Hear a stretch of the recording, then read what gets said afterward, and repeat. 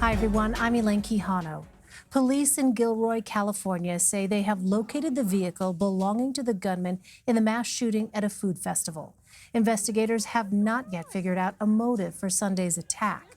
At a press conference Monday night, the FBI spoke about security at the festival. This event was completely fenced in. Police officers as well as FBI agents were on scene when the shooting occurred. There was patrols actively moving throughout the crowd at the time of the shooting.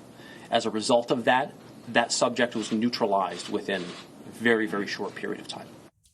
The gunman died in a shootout with police, but not before he killed 3 people and wounded more than a dozen others. Jamie Yuccas has more.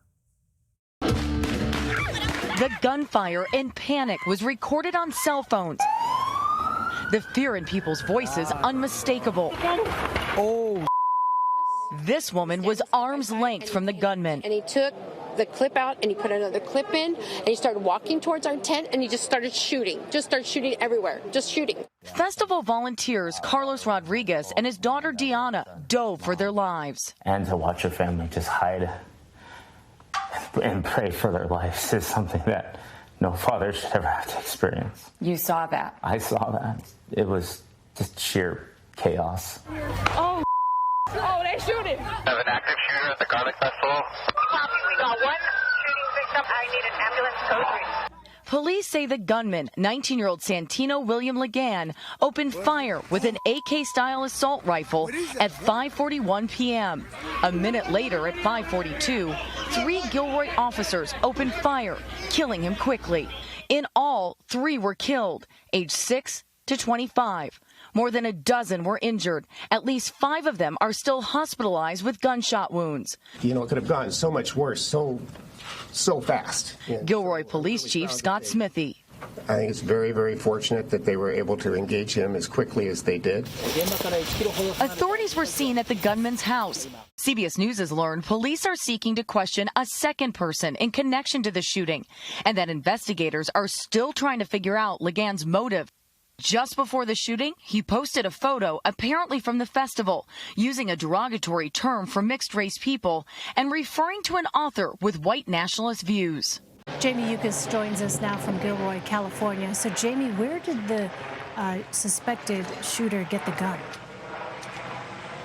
So what we've learned today is that he apparently bought that firearm in Nevada, the assault rifle. You're able to buy a long gun in that state at the age of 18 or older. What's interesting is that here in the state of California, you can't buy that type of gun until 21. They just recently passed the law saying that you couldn't buy that type of assault rifle until 21 years of age or older. So I asked specifically today, did it seem that he went to Nevada to buy this gun and then bring it back here? Of course, it's too early in the investigation, police officers tell me, to make that determination or not. But they are looking through many records, and we know that they've reached out to the gun shop where he bought that assault rifle to try to figure out more information about how he got that. But he did buy it legally.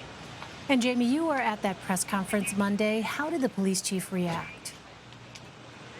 You know, I think, Elaine, what's so interesting in these times, and we do a lot of reporting on these mass shootings, to see an officer who has had to deal with a lot over the course of his career become emotional about the ages of the victims. He became very upset. He started getting choked up when he had to say that a 6-year-old, a 13-year-old, and a 20-year-old are the ages of the victims.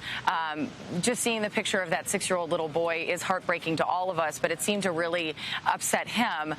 Some of the other emotions that came out, he's so proud of his officers. You know, in just 1 minute's time, they responded. And luckily, because the festival was going on, he had a lot of officers on the ground. But they were able to get to that shooter, 3 of them, in under a minute and take him down, even though technically the shooter, in the words of the police chief, outarmed his 3 police officers. His 3 police officers had handguns while this young man had an assault rifle. And, Jamie, as we saw in your piece, you also spoke to family of festival volunteers. How were they coping? You know, as you can imagine, Elaine, in this circumstance, we talk to a lot of people that have to go through this, and I would say that they're in shock.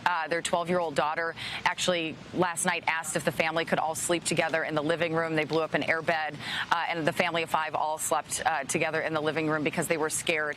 There had been a lot of talk about this second potential accomplice that was on the loose, and their other daughter wanted all the lights turned off in the house because they didn't want to be targeted in any way. So I think that speaks to the level of how scared this community really was. When you talk about this festival, 100,000 people come over 3 days' time. They raise money for charity. And this family specifically, they volunteered for the past 6 years. So to have this happen is not only shocking but saddening. And I will tell you that the father looked at me and said, you know, we're going to need to go through counseling after this, and asked me how to do that, because this is a circumstance that they never felt that they were ever going to have to be in the middle of, and now here they are. Just heartbreaking. Jamie Yuccas. Jamie, thank you.